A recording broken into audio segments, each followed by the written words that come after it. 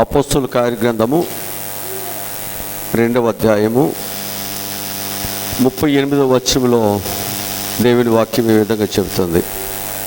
పేతురు, మీరు మారు మనసు పొంది పాపక్షమాపణ నిమిత్తము ప్రతివాడు యేసుక్రీస్తు నామమున బాప్తిసం పొందండి, అప్పుడు మీరు పరిశుద్ధాత్మ అన్నటువంటి వరమును మీరు పొందుదురు అనే విషయాన్ని దేవుని వాక్యం చెప్తుంది. అంటే ఇక్కడ మనం జ్ఞాపకం చేసుకోవాల్సినటువంటి విషయం ఏంటంటే, బాప్తిసం తీసుకున్నటువంటి ప్రతి ఒక్కరూ పాపక్షమాపణ నిమిత్తం ప్రతి ఒక్కరు కూడా ఏం చేయాలి అంటే పరిశుద్ధాత్మ వరాన్ని కూడా మనము పొందుకోవాలి. అంటే ఒక మనిషి పాపములో ఉన్నటువంటి వ్యక్తి,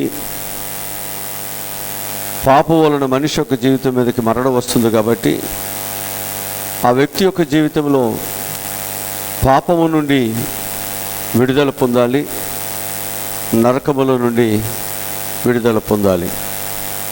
అందుకు ప్రతి ఒక్క బిడ్డ కూడా ఏం చేయాలంటే పాప క్షమాపణ నిమిత్తము, అంటే పాపములన్నీ క్షమించడానికి ప్రతి ఒక్కరు కూడా ఏం చేయాలంటే యేసుక్రీస్తు యొక్క నామములో బాప్తిసాన్ని తీసుకోవాలి అనేటువంటిది మనకు బైబిల్ చాలా స్పష్టంగా మనకు బోధిస్తూ ఉంటుంది.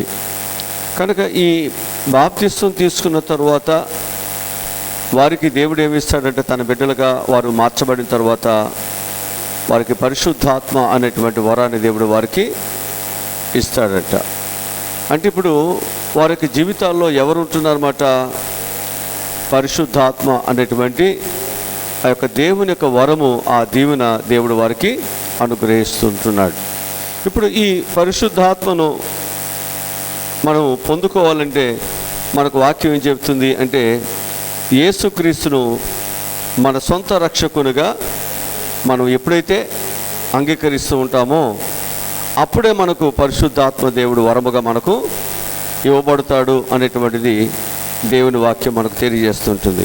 అంటే రక్షించబడినటువంటి మనము పరిశుద్ధాత్మను పొందుకున్నామనేటువంటి విషయాన్ని మనందరం కూడా గ్రహించవలసినటువంటి అవసరం మన మీద ఉంది. అంటే మనలో పరిశుద్ధాత్మ దేవుడు ఉన్నాడు, ఆయన మనలోనే నివసిస్తున్నాడు అనే విషయాన్ని మనం ఎప్పుడు కూడా మర్చిపోవటానికి వీలు లేదు అనే విషయాన్ని నేను మీకు జ్ఞాపకం చేస్తున్నాను. రెండవదిగా మనం చూసినట్లయితే పరిశుద్ధాత్మ చేత నింపబడటం. పరిశుద్ధాత్మ చేత నింపబడటం అంటే దేవుడు ఆ పరిశుద్ధాత్మను దేవుడు మనకు ఇచ్చాడు. ఆ ఇచ్చేటువంటి ఇప్పుడు పరిశుద్ధాత్మ దేవుడు మనలో ఏం చేయాలంటే ఆయనని మన శరీరం అంతా ఆయన నింపుకోవాలి. మనం ఏం చేయాలంటే మన శరీరం అంతటిలో కూడా ఆయన వ్యాప్తి చెంది ఆయన నింపబడి ఆయన యొక్క ఆ పరిశుద్ధాత్మని యొక్క ఆధీనములో నడిపింపులో మనందరము కూడా ఉంచబడాలి అనేటువంటిది దేవుని వాక్యం మనకు చాలా స్పష్టంగా మనకు బోధిస్తూ ఉంటుందన్నమాట.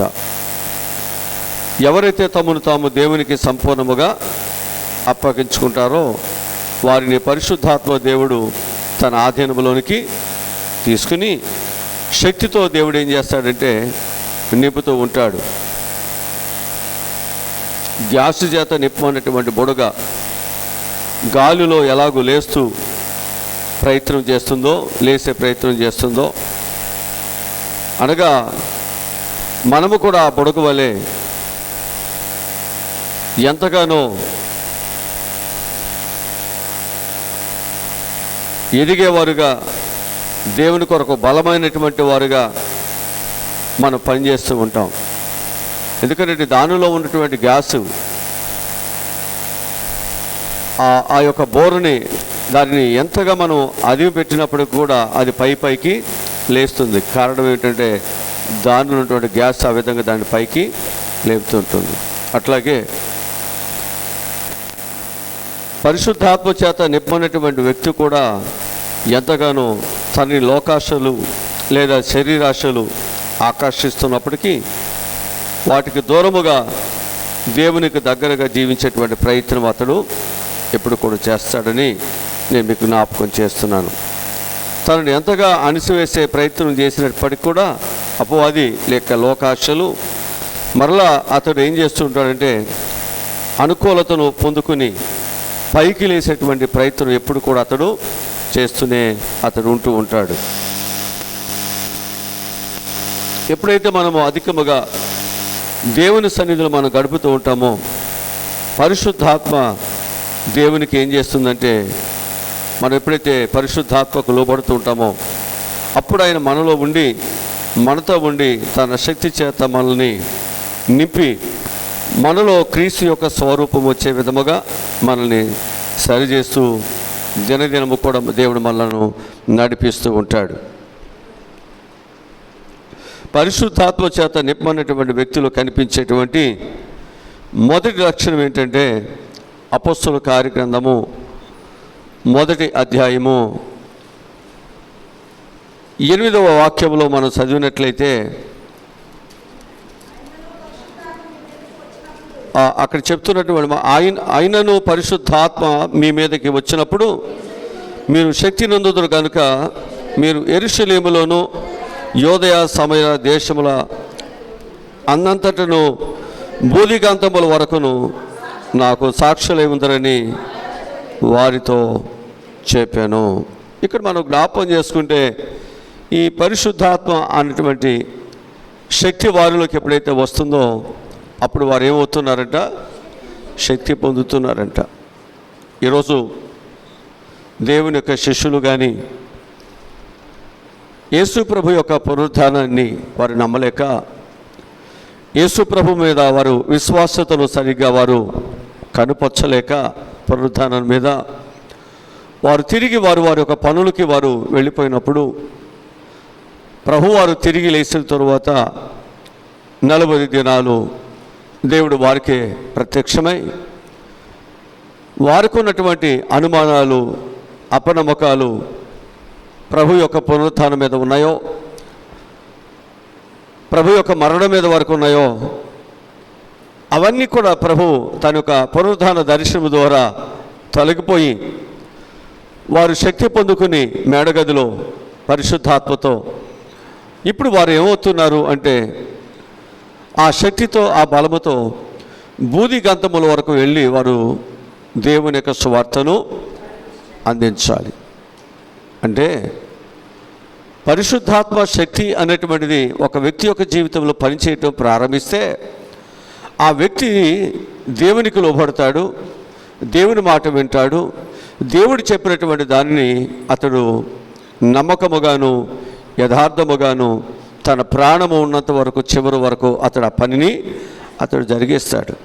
పరిశుద్ధాత్మ అంటే కేవలం మనము ఏదో ఒక గంతులు వేయటమో లేకపోతే మనము అల్లరల్లరుగా మనము ఒకవేళ ప్రవర్తించడమో లేదా ఒక స్థలంలో ఉన్నటువంటి వ్యక్తి మరొక స్థలానికి ఒకవేళ అతడు దేగుతూనో లేదా గెంతుతూనో లేదా పాగుతూనో వెళ్ళటమో అనేటువంటిది కాదు. అంటే నాలో పరిశుద్ధాత్మ ఉన్నది అని రుజువు చేసుకోవడానికో లేకపోతే ఎవరికో చూపించడానికి కాదు.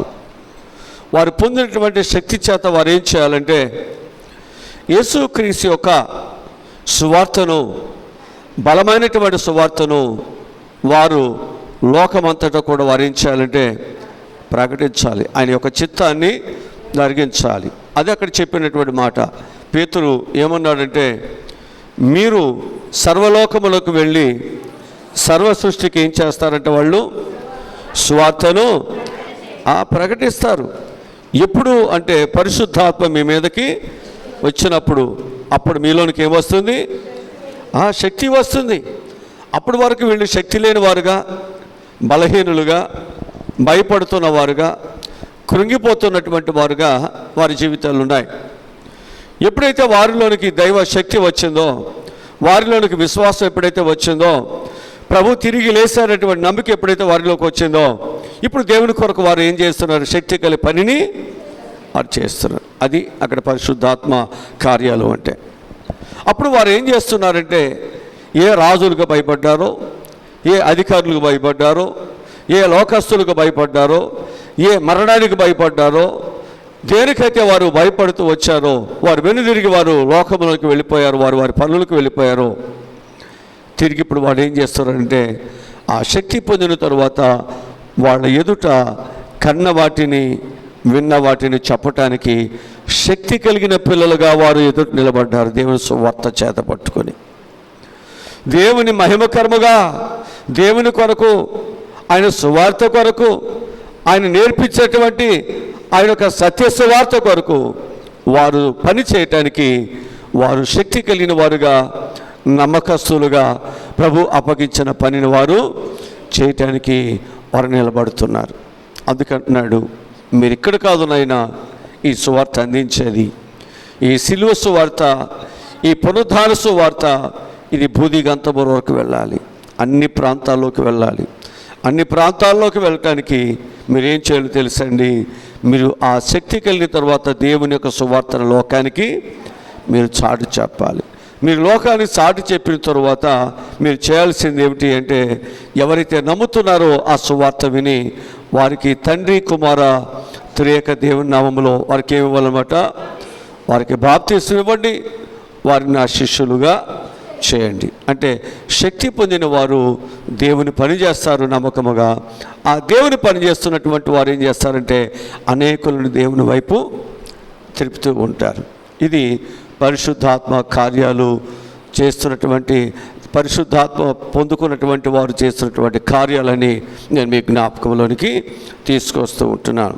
అనగా పరిశుద్ధాత్మత నింపమన్నటువంటి వ్యక్తి తను రక్షించేటువంటి యేసుక్రీస్తు వారిని లోకరక్షకుడని అతడు గ్రహించి లోకానికి ప్రకటించాలనే ఆశ అతడు కలిగి ఉంటాడు.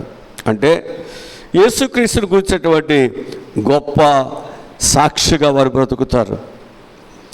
అంటే ఇక లోకములో ఎన్ని ఆశలు, ఎన్ని భయములు, ఎన్ని దప్పికలు, ఎన్ని కష్టాలు, ఎలాంటి అవాంఛనీయమైనటువంటి సంఘటనలు వారికి ఎదురొస్తున్నప్పటికీ కూడా వారు తిరిగి మన లోకములోనికి, అనగా చేపలు పట్టుకునే వాళ్ళగానో లేకపోతే వలలు వేసుకునే వాళ్ళగానో, దేవుడు దేనినైతే విడిచిపెట్టి నన్ను వెంబడించండి, నేను మిమ్మల్ని మనుషుల పట్టు జాలరుగా చేస్తానన్నాడో, మరి ఆ యొక్క దాని మీద తప్ప వారు విడిచిపెట్టిన దానిని మరలా వారు చేయటానికి వారు వెళ్ళలేక. ఎందుకని అంటే వారిలోనికి పరిశుద్ధాత్మ శక్తి వచ్చింది, భయములన్నీ తొలగిపోయాయి, నా ప్రభు నాకు సహాయమును చేస్తాడు అనేటువంటి విశ్వాసతలోనికి వారందరూ కూడా ప్రవేశిస్తూ ఉంటున్నారు. ఇక్కడ మనం జ్ఞాపకం చేసుకున్నట్లయితే వారు ఎలా ఉన్నారు అనేది మనం చూసినట్లయితే పరిశుద్ధాత్మ చేత నింపమన్నటువంటి వ్యక్తి ఖచ్చితంగా యేసుక్రీస్తు కొరకు ఏమవుతారన్నమాట, గొప్ప సాక్షిగా జీవించేటువంటి ప్రయత్నం వాళ్ళు ఎప్పుడు కూడా చేస్తూనే ఉంటారు. అసలు సాక్ష్యం అంటే ఏంటి? సాక్ష్యం అంటే ఏమిటి? ఒకప్పుడు తన యొక్క జీవితంలో ఏదో విధముగా, ఏ విధముగా ఉందో, తనని క్రీస్తు ఏ విధముగా మార్చాడో, అదే విధముగా క్రీస్తు పాపులను ఏ విధముగా క్షమించగలిగాడో తనతోటి వారితో పంచుకునేటువంటి ప్రయత్నాన్ని సాక్ష్యము అంటాం. పరిశుద్ధాత్మ చేత నింపబడినటువంటి ఒక వ్యక్తిని గురించి, ఒక వ్యక్తి క్రీస్తు గురించి మాట్లాడకుండా, క్రీస్తును ప్రసిద్ధి చేయకుండా అతడు ఉండలేడు. తన ఇంటిలో, తాను ఉంటున్నటువంటి స్థలములో, తాను ఉద్యోగము లేదా వ్యాపారం చేస్తున్నటువంటి చోట ప్రతి ఒక్కరు కూడా యేసుక్రీస్తు వారి గురించి తెలియచేయాలనే అతడు ఆశ కలిగి ఉంటాడు, లేదా తృష్ణ కలిగి అతడు జీవిస్తూ ఉంటాడు. రక్షించబడినటువంటి సహోదరులైనా సహోదరి అయినా వారి యొక్క జీవితాన్ని సంపూర్ణంగా దేవునికి అప్పగించిన తర్వాత పరిశుద్ధాత్మ యొక్క ఆధీనములో మనం జీవిస్తున్నామా లేదా అనేటువంటిది మనమే ప్రశ్న వేసుకుంటూ ఉండాలి. అంత మాత్రమే కాకుండా పరిశుద్ధాత్మ శక్తిని పొందుకొని క్రీస్తుని గురించినటువంటి సాక్ష్యం మనం ఇస్తున్నామా, ఒక్కసారి మనమే పరిశీలన కూడా చేసుకోవాల్సినటువంటి అవసరత మన మీదే ఉంచబడి ఉంది. పరిశుద్ధాత్మను పొందుట అంటే ఏంటంటే క్రీస్తును సొంత రక్షకునిగా అంగీకరించినప్పుడు పరిశుద్ధాత్మ అనేటువంటి వరాన్ని మనము పొందుకుంటాం. ఈ పరిశుద్ధాత్మతో నింపబడుట అంటే ఏంటంటే నీవు సంపూర్ణంగా దేవుని చిత్తానికి అప్పగించుకున్నప్పుడు, ప్రార్థించినప్పుడు, దేవునితో సమయాన్ని గడుపుతున్నప్పుడు పరిశుద్ధాత్మ నేను సంపూర్ణముగా తన ఆధీనంలోనికి తీసుకొని ప్రాణాత్మ శరీరాన్ని తన శక్తితో ఏం చేస్తాడంటే ఆయన మనలను నింపుతూ ఉంటాడు అనే విషయాన్ని జ్ఞాపకం చేస్తున్నాను. పెసిలికి రాసిన పత్రిక 5వ అధ్యాయము 18వ వాక్యాన్ని మనం చదువుదాం. ఎఫెసీయులకు రాసిన పత్రిక 5వ అధ్యాయము 18వ వాక్యం చదువుదాం. మద్యముతో మత్తులై ఉండకుడి. ఇక్కడ ఏముంది అని చెప్తున్నాడంటే ఆ మద్యమందు దుర్వ్యాపారం ఉంది.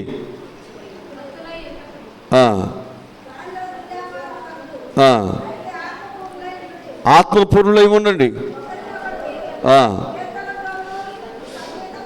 దేవుని యొక్క పిల్లలు అనేవారు ఎలా ఉండాలంటే ఆత్మపూర్ణులై ఉండాలి. ఈ ఆత్మపూర్ణటువంటి దేవుని పిల్లలు ఏముండాలంటే ఒకరికొకరు ఏం చేయాలంట?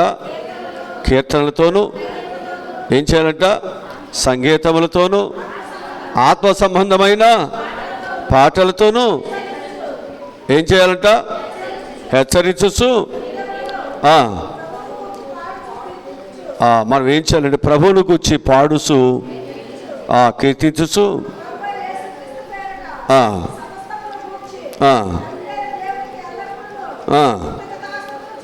అది దేవునికి ఎప్పుడు కూడా మనం ఏం చేయాలంటే కృతజ్ఞతాస్తుతులు చెల్లించు, క్రీస్తునందలి భయముతో.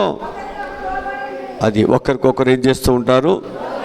అది కనుక ఈ పరిశుద్ధాత్మ అనేటువంటి ఎప్పుడైతే మనలో ఈ నిపుణత అనేటువంటిది ఉంటుందో మనం ఏం చేస్తామంటే దేవుని గురించి పాడకుండా, దేవుని గురించి ప్రకటించకుండా, దేవుని గురించి కన్న వాటిని విన్న వాటిని గురించి చెప్పకుండా మన జీవితాలు ఉండలేము. ఒకవేళ ఈ ఆత్మ లేకపోతే మనలో ఈ పరిశుద్ధాత్మ శక్తి అనేది మనకు ఉండేది కాదు. ఈ పరిశుద్ధాత్మ శక్తి అనేటువంటి మనలో లేకపోతే పిరికాత్మ మనలో ఉండేటువంటిది. ఈ పిరికాత్మ ఎప్పుడైతే మనలో ఉంటుందో మనం ఏమవుతామంటే మన భోజనం కోసం ఆలోచిస్తాం, మన ప్రాణం కోసం ఆలోచిస్తాం, మన వస్త్రాల కోసం ఆలోచిస్తాం, మన బ్రతుకు తెరువు కోసం ఆలోచిస్తాం, మన జీవితాన్ని గురించి మనం ఆలోచిస్తాం. అదే పరిశుద్ధాత్మతో నింపబడ్డాం అనుకోండి, మన జీవితం కంటే కూడా దేవుని యొక్క మాటలు, దేవుని యొక్క ఉద్దేశములు, దేవునికి లోబడటం, దేవుడు అప్పగించిన పనిని పూర్తి చేయటం, ఆయన యొక్క పనిని తుదముట్టించుటే నాకు దేవుని యొక్క పనిని ఏం చేయాలంటున్నాడు? తుదముట్టించుటే అదే నాకు ఆహారం. పౌలు చెప్తాడు, దేవుని యొక్క పనిని తుదముట్టించడం నాకు ఆహారం. అంటే మానవుని యొక్క జీవితాల్లో ఎప్పుడైతే మనం దేవునిని ఆత్మతో సత్యముతో ఆయనని ఆరాధన చేయటానికి, ఆయన బిడ్డలుగా బ్రతకటానికి ఎప్పుడైతే మన యొక్క జీవితాలు ప్రభువుకు పరిపూర్ణముగా అరికడించినంత వరకు దేవునికి సంపూర్తిగా మనము సమర్పణ చేసుకుంటున్నామో ఇప్పుడు మన బ్రతుకుట క్రీస్తే, చావైన నాకు లాభమే. కనుక దేవుని కొరకు పని చేయకుండా ఒక రాత్రి కూడా మనకు జీవితాలు, మన బ్రతుకులు మనం గడపటానికి లేకపోతే ఆ విధంగా ఉండటానికి ఎట్టి పరిస్థితులు కూడా మనం ఒప్పుకోలేము. ఎందుకని అంటే పరిశుద్ధాత్మ మనను ఆ విధముగా సాక్ష్యానికి పురుకొల్పుతూ ఉంటాడు. పరిశుద్ధాత్మ ఆ విధంగా మనల్ని ఏం చేస్తూ ఉంటాడంటే ఆయన బిడ్డలుగా మనల్ని వాడుకుంటున్నారు అనే విషయాన్ని నేను మీకు జ్ఞాపకం చేస్తున్నాను. ఎక్కడైనా చెప్పవచ్చు, నీలో దేవుని కొరకు పనిచేయాలని, దేవుని కొరకు నేను వాడబడాలి, కొంతమందినైనా సువార్త చెప్పి సాక్ష్యం చెప్పి దేవుని యొద్దకు అనేకులను నడిపించాలి. సాక్ష్యం చెప్పడం అంటే నిన్ను గురించి నువ్వు చెప్పడం ఒకటే కాదు, దేవుడు ఎలాంటి ప్రేమ కలిగిన వాడో, ఆయన ఎలాంటి అద్భుతమైన ఆశ్చర్యమైనటువంటి కార్యాన్నైనా చేయగలిగినటువంటి వారో ఆ విషయాన్ని మనం ఏం చేయాలంటే లోకానికి మనము చెప్పవలసిన అవసరత మనందరి మీద ఉంది అనే విషయాన్ని నేను మీకు జ్ఞాపకం చేస్తూ ఉంటున్నాను. ఎందుకనంటే ఇక్కడ పేతురు అదే విషయాన్ని వారికి చెప్తూ ఉన్నాడు. అక్కడ ఏమని చెప్తున్నాడు అంటే, నేను శత్రువులను నీ పాదముల కింద, నీ పాదపీఠము కింద ఉంచు వరకు నీవు నా కుడిపాసమున కూర్చుందామని ప్రభువు నా ప్రభుతో చెప్పాను. మీరు సిలువ వేసిన ఈ యేసునే దేవుడు ప్రభువుగాను క్రీస్తుగాను నియమించాను. ఇది ఇశ్రాయేలు వంశమంతయు రూఢిగా తెలుసుకోవాలని చెప్పాను. ఇది మనకు 35-36 వచనాల్లో మనకు అనిపిస్తుంటుంది. అలాగని ఇంకా మనం జ్ఞాపకం చేసుకున్నట్లయితే అక్కడ గొప్ప మాటలు, ఇంకా మనం జ్ఞాపకం చేసుకునేటువంటి మాటలు ఏమిటంటే 31వ వచనంలో క్రీస్తు పాతాళములో విడువబడలేదనియు, ఆయన శరీరము కుళ్ళిపోలేదనియు, దావీదు ముందుగా తెలుసుకొని ఆయన యొక్క పునరుద్ధానమును గురించి చెప్పాను. ఈ యేసును దేవుడు లేపాను, దీనికి మేమందరము కూడా సాక్షులము. కాగా ఆయన దేవుని కృపాసమునకు హెచ్చించబడి పరిశుద్ధాత్మను కూర్చిన వాగ్దానములను తండ్రి వలన పొంది మీరు చూసుచూ వినుసున్న దీనిని కుమ్మరించి ఉన్నాడు. చూసారా, ఇక్కడ మనం జ్ఞాపం చేసుకున్నట్లయితే ఈ పరిశుద్ధాత్మ వారిలోనికి ఎప్పుడైతే వచ్చిందో వారిని మర్చిపోయారు. వారి యొక్క స్థితిని మర్చిపోయారు, వారి అవస్థతులు మర్చిపోయారు. ఇప్పుడు వారు దేవుని కొరకు వారు సాక్షులుగా బ్రతకటం, ఆయన పునరుద్ధానం గురించి సాక్షులుగా బ్రతకటం, ఆయన ఏ విధముగా లేపాడో దానిని ఎవరు ముందుగా ప్రవశించారో దానిని గురించి వారు అర్థం చేసుకుని దేవుని సువార్త కొరకు బ్రతకటం అనేటువంటిది అక్కడ మనకు వాక్యము నేర్పించబడుతుంది. ఈరోజు ప్రియ దేవుని బిడ్డలారా, మనందరం కూడా చేయాల్సింది ఏమిటంటే, దేవుని యొక్క బిడ్డలుగా మనం చేయాల్సింది ఏంటంటే ఆయన యొక్క సువార్తను మన లోకములోనికి తీసుకువెళ్ళాలి.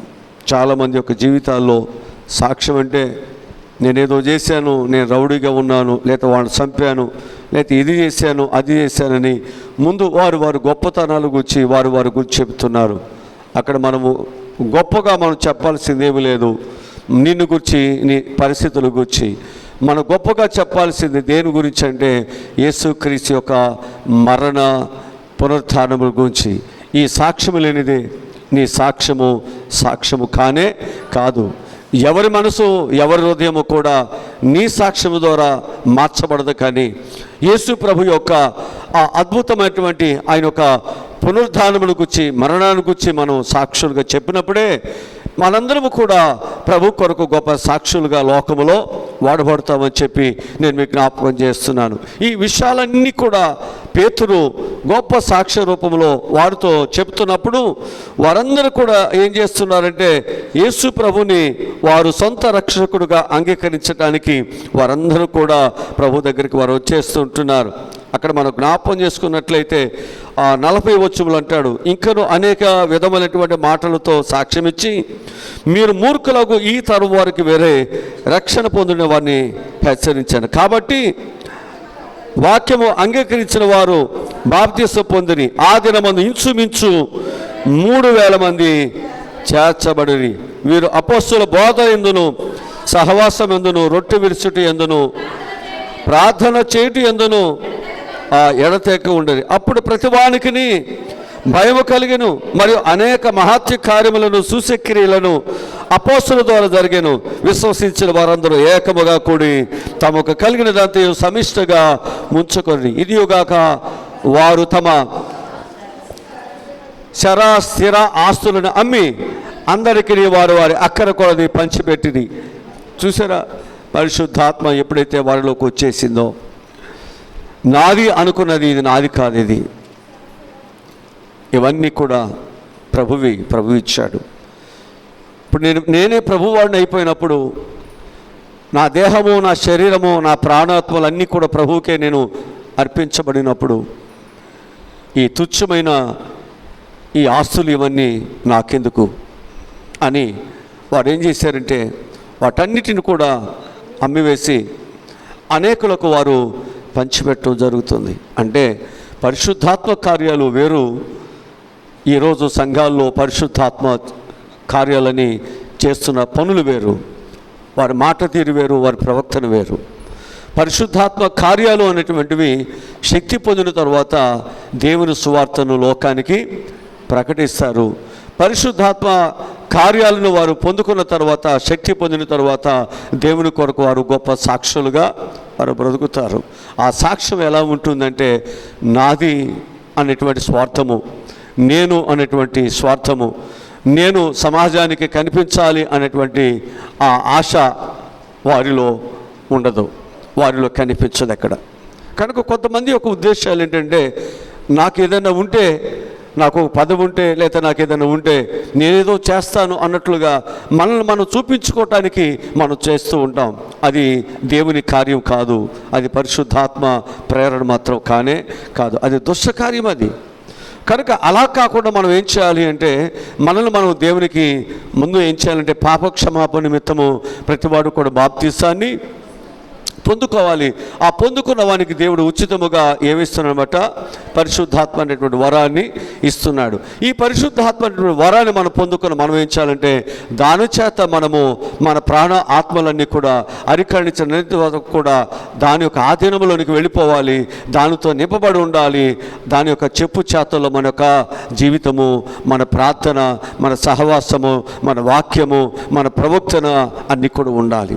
ఈ పరిశుద్ధాత్మ అనేటువంటిది ఏం చేస్తుందంటే, దేవుని కొరకు పనిచేయవాడుగా, దేవుని కొరకు నమ్మకమైన వాడుగా, దేవుని కొరకు యథార్థమైనటువంటి వాడుగా మనం బ్రతకటానికి అదే మనలను నడిపిస్తుంటుంది, అదే మనలను ప్రార్థింపచేస్తూ ఉంటుంది, అదే మనలను ఆసక్తి కలిగిన వారుగా చేస్తుంటుంది, అదే మనలను దేవుని సన్నిధిలో నుంచి బయటికి వెళ్ళనీయకుండా దేవుని యొక్క బిడ్డలుగా అంటకట్టబడే వారుగా ఉండేటట్లు అదే మనలను చేస్తూ ఉంటుంది. కనుక ఈ పరిశుద్ధాత్మ అనేటువంటిది మనలో నిలైనప్పుడు లోకములో ఎదురైనటువంటి అనేకమైన శోధన బాధలకు, అనేకమైన పరిస్థితులకు ఏమైపోతూ ఉంటామంటే మనం దాసోహము అయిపోతూ ఉంటాము అని చెప్పేసి నేను మీకు జ్ఞాపకం చేస్తూ ఉంటున్నా. దీనిలో మనం జ్ఞాపకం చేసుకున్నట్లయితే ఈ పరిశుద్ధాత్మతో నింపబడినటువంటి వారు ఎలా ఉన్నారో నేను కొన్ని విషయాలు చెప్తాను. ఈ పరిశుద్ధాత్మతో నింపబడినటువంటి వారు ఎలా ఉన్నారు అనేది మనం చూసినట్లయితే, 1 పేతురు పరిశుద్ధాత్మతో నింపబడి ధైర్యముగా ఏం చేస్తున్నాడు, దేవుని వాక్యాన్ని ప్రకటిస్తున్నాడు. అపోస్తలుల కార్యగ్రంథము 4వ అధ్యాయము 8వ వాక్యంలో మనం చదివినట్లయితే, పేతురు పరిశుద్ధాత్మతో నింపబడిన వాడై ఇట్లనెను, ప్రజల అధికారులారా, పెద్దలారా, ఆ దుర్బలునికి చేయబడిన ఒక ఉపకారమును గురించి వాడు దేని వలన స్వస్థత పొందునని నేడు మమ్మలను విమర్శించుతున్నారు గనుక మీరందరూ ఇశ్రాయేలు ప్రజలందరూ తెలుసుకోవలసినది ఏమనగా, మీరు సిలువ వేసినట్టు, మృతుల నుండి దేవుడు లేపినట్టు, నజరేటువంటి యేసుక్రీస్తు నామం వలనే వీడు స్వస్థత పొంది మీ ఎదుట నిలుస్తున్నాడు. చూసారా, ఇప్పుడు ఈయన ఎక్కడున్నాడు చెప్తున్నాడు, సిలువ వేసినటువంటి ఆ యేసయ్య ఇప్పుడు తిరిగి లేచి మీ మధ్యనే ఆయన ఉన్నాడు. నిషేధించబడిన రాయి ఏమవుతుందనమాట, ఇల్లు కట్టువారునైనా మీరు తుణీకరించిన ఈ రాయి ఆయనే ఆ రాయి మూలకు తలరాయను. మరి ఎవరి వలనను రక్షణ కలుగదు, ఈ నామమునే మనం రక్షణ పొందవలను, కానీ ఆకాశం క్రింద మనుషులలో ఇవ్వబడినటువంటి మరి ఏ నామమున రక్షణ పొందలేము అనేను. ఎంతో గొప్ప సాక్ష్యం చూడండి. పేతురు తన గురించి ఏం చెప్పుకోలేదు, కేవలము యేసు ప్రభుని గురించే చెప్తే 8,000 మంది రక్షణ పొందారు. మన జీవితాల్లో మనము శరీర సాక్ష్యము లేక, దానిలో శక్తి లేక అనేక మంది ప్రభులోనికి రాలేకపోతున్నారు. వాళ్ళ సాక్ష్యం అంటే ఏ సినిమా యాక్టర్లో, లేకపోతే ఏ రౌడీల్లో, లేకపోతే ఏదేదో మోసాలు చేసిన వాడినో, దగా చేసిన వాడినో మనం కొత్త వారిని తీసుకొచ్చేసి ఆ పెద్ద సాక్ష్యము, గొప్ప సాక్ష్యమైన అడ్వర్టైజ్మెంట్ ఇస్తూ మనం ఏం చేస్తున్నామంటే, మనం పెట్టే సభలని సక్సెస్ఫుల్ చేసుకోవటానికి, అనేక మందిని ఎవరో ఒకరి ద్వారా అక్కడికి రప్పించుకోవటానికి, ఈ సంవత్సరం నా మీటింగులు బాగా జరిగినాయని చెప్పి మన మీద కబుర్లు చెప్పుకోవటానికి తప్ప అక్కడ దేవుని కార్యము, దేవునికి ఇష్టమైన పని అక్కడ ఏమి కనిపించట్లేదు. వాళ్ళ సమాజం ఇవాళ పడుతున్న ప్రయాస ప్రభు కొరకు కాదు, కానీ వారు పెట్టినటువంటి సభలు బాగా జరిగాయని వారి యొక్క పేరు ప్రఖ్యాతులను వారు పెంచుకోవటానికి, లేకపోతే గొప్ప చేసుకోవటానికి మాత్రమే ప్రయత్నాలు జరుగుతున్నాయి అనే విషయాన్ని జ్ఞాపకం చేస్తున్నాను. ఇక్కడ పేతురు సాక్ష్యంలో దేవునిని తప్ప మరొక విషయము అక్కడ ఎక్కడ కూడా మనకు కనిపించట్లేదనే విషయాన్ని మీకు జ్ఞాపకం చేస్తున్నాను. రెండోదిగా మనం చూసినట్లయితే, స్టెఫను పరిశుద్ధాత్మతో నింపబడి దేవునిని ఏం చేస్తున్నాడంటే ఆయన మహిమపరుస్తూ ఉంటున్నాడు. అపోస్తలుల కార్యగ్రంథము 7వ అధ్యాయము 55వ వాక్యాన్ని మనం చదువుదాం. అయితే అతడు పరిశుద్ధాత్మతో నిండుకొని వాడై ఆకాశం వైపు తేరు చూసి దేవుని మహిమను, యేసు దేవుని కుడి పార్శ్వమున నిలిచి ఉండుటను చూసి ఆకాశము తెరుబడి మనిషి కుమారుడు దేవుని కుడి పార్శ్వమందు నిలిచినట్టు చూస్తున్నానని చెప్పాను. హల్లెలూయా. పరిశుద్ధాత్మతో నింపబడినటువంటి వాడు నేనేదో పెద్ద గొప్పవాడిని అర్థసాక్షిని తను చెప్పుకోవట్లేదు, కానీ ఆయన చూస్తున్నది ఎవరిని చూస్తున్నానని చెప్తున్నాడంటే దేవుని కుడి పార్శ్వమున కూర్చున్న విషయాన్ని నేను చూస్తున్నానయ్యా. ఒకవేళ నేను కూడా చనిపోయినట్లయితే నేను కూడా అలాగే ఉంటాను. ప్రభు అంటాడు కదా, జయించిన నాతో కూడా పరదైసులో ఆ సింహాసనం మీద నేను కూర్చొని నిచ్చేతాను. జయించిన వాడిని నాతో కూడా ఆ యొక్క సింహాసనం మీద కూర్చొని పెడతాను. కనుక పరిశుద్ధాత్మతో నింపబడినటువంటి వారు దేవుని గూర్చి, ఆయన సింహాసనాన్ని గూర్చి, ఆ దేవుని యొక్క కుమారుడు గూర్చి వారు సాక్ష్యం చెప్తున్నారు తప్ప వారి యొక్క సాక్ష్యములో ఇతరితర లోకము సంబంధమైనవి ఏవి కూడా అక్కడ కనిపించట్లేదు. ఇక మూడవదిగా మనం చూసినట్లయితే జకర్యా పరిశుద్ధాత్మతో నిండుకొని ఆయన ప్రవచిస్తూ ఉన్నాడు. లోకా సువార్త 1వ అధ్యాయము 26వ వాక్యములో దేవుని మాటలు ఈ విధంగా ఉన్నాయి.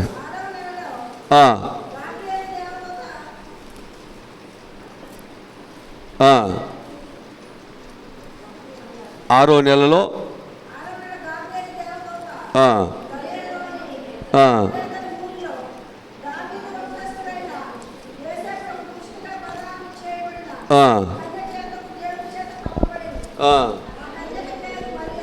ఆ కన్యక పేరు మరియా.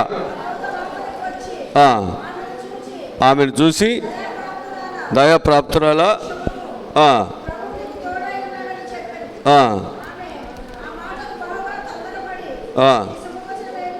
ఇక్కడ మనం జ్ఞాపం చేసుకుంటే ఎవరి గురించి చెప్తున్నాడు? మరియకి ఏమని చెప్తున్నాడు? నీవు దయాప్రాప్తురాలివి, నీకు శుభం కలుగుతుంది, నీకు ప్రభు తోడుగా ఉన్నాడు, నువ్వేమీ భయపడవద్దు. ఇప్పుడు ఆమె ఏమైపోతుంది? భయపడుతుంది. నువ్వు భయపడవద్దమ్మా, దేవుని చేత నువ్వేం పొందుకున్నావు? కృప పొందుకున్నావు, నువ్వు భయపడవద్దు అంటే పరిశుద్ధాత్మతో నింపబడినటువంటి వారు ఏం చేస్తారంటే ఇతరులు భయపడుతుండగా వారిని బలపరుస్తారు.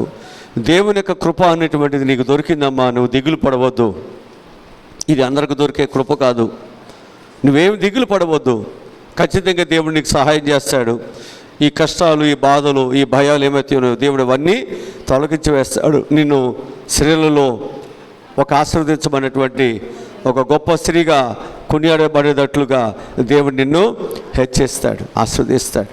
చూసారా, పరిశుద్ధాత్మతో నింపబడిన వారు దేవుని కొరకు పని చేయటానికి వారిని ప్రేరేపిస్తారు, వారిని బలపరుస్తారు.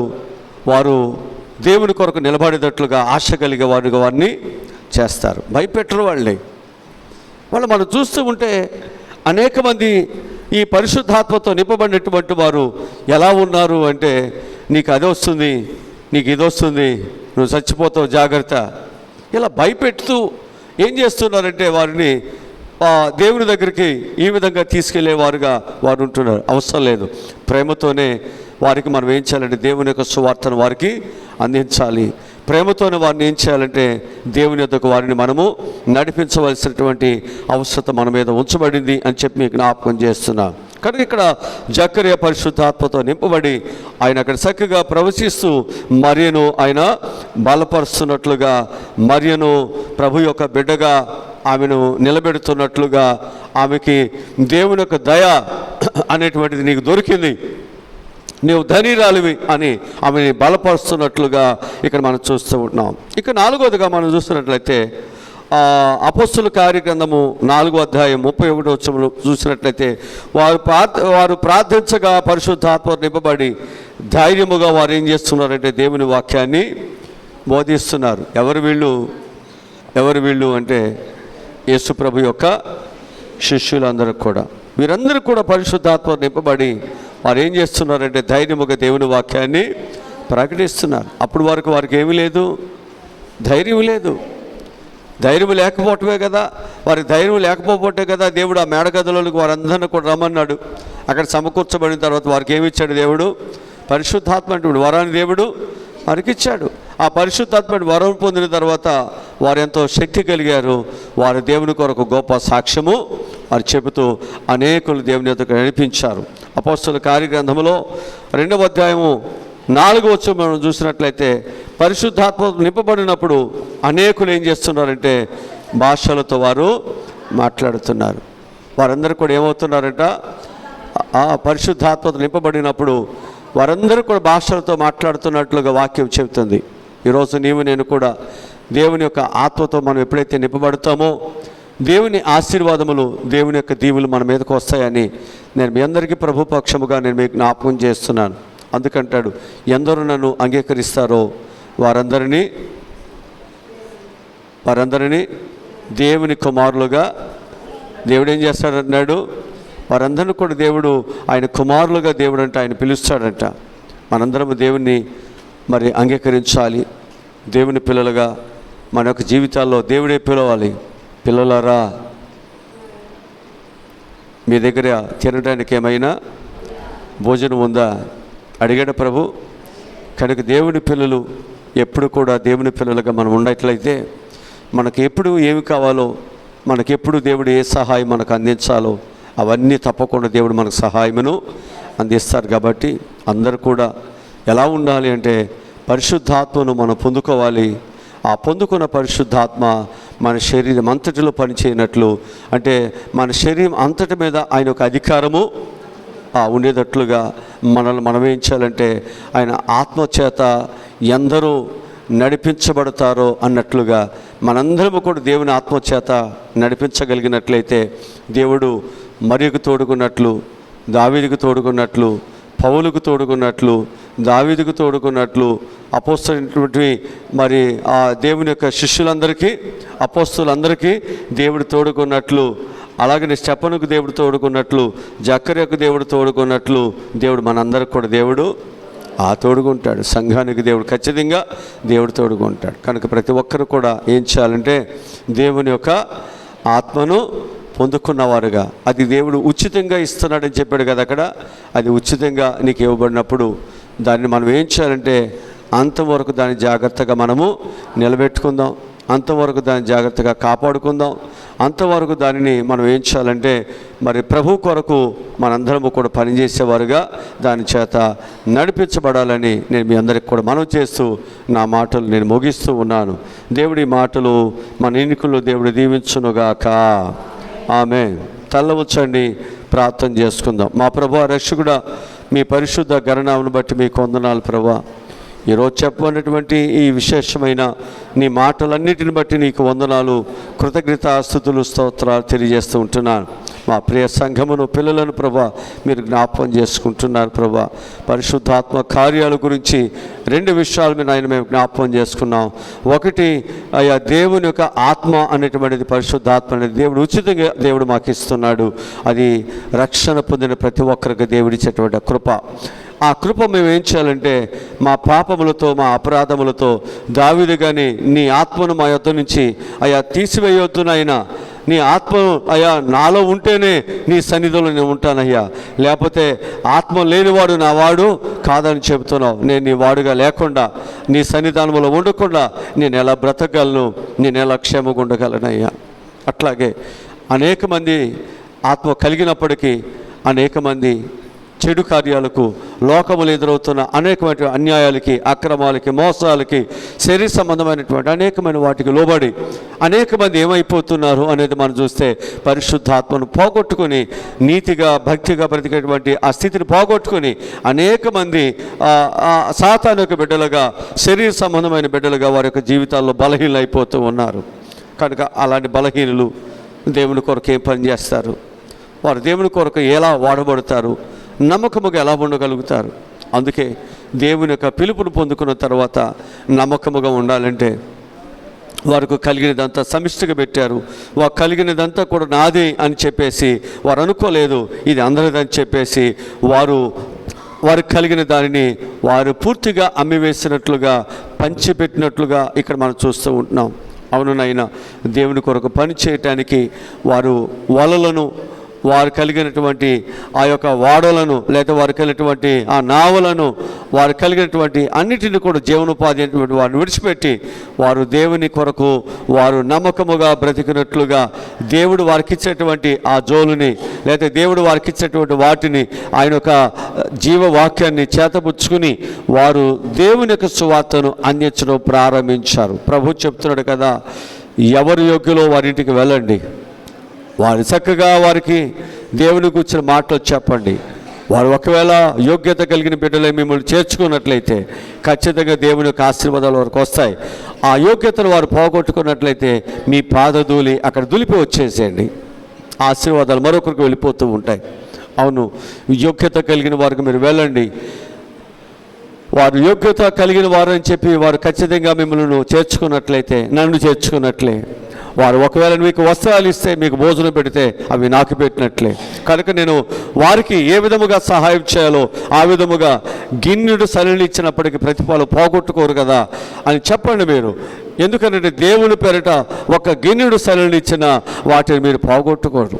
పరలోకమందు ఉన్నటువంటి తండ్రి దాని యొక్క ప్రతిఫలములను దేవుడు మీకు 100 రెట్లుగా దేవుడు మీకు అనుగ్రహిస్తాడు. ఈ రోజునైనా నీ పిల్లలు ప్రభువా దేవుని కొరకైతే ఏమైతే నీ బిడ్డలు సమర్పణ చేస్తున్నారు, ఏమైతే విడిచిపెడుతూ నీ కొరకు బ్రతకాలని బిడ్డలు జీవిస్తున్నారు, ఆ బ్రతుకుటిలో ఒకవేళ పేదవారుగా, వస్త్రహీనులుగా, గృహలేమితో, ఒకవేళ అనేకమైన కష్టాలతో, అనేకమైన ఇరుకు ఇబ్బందులతో, వ్యాధులతో, సత్యము కొరకు ఒకవేళ దేవుని కొరకు బ్రతకటానికి ఒకవేళ ఇన్ని కష్టాలు బాధలు ఉన్నట్లయితే, ఒకవేళ ఇక్కడ నా కొరకు భూములు పోగొట్టుకున్నా, భార్యలు పోగొట్టుకున్నా, ఒకవేళ పశువులు పోగొట్టుకున్నా, ఈ లోకంలో భార్యలు పోగొట్టుకున్నా, బిడ్డలు పోగొట్టుకున్నా, పరలోకములో నేను మీకు 100 రెట్లుగా నేను మీకు ఇస్తాను.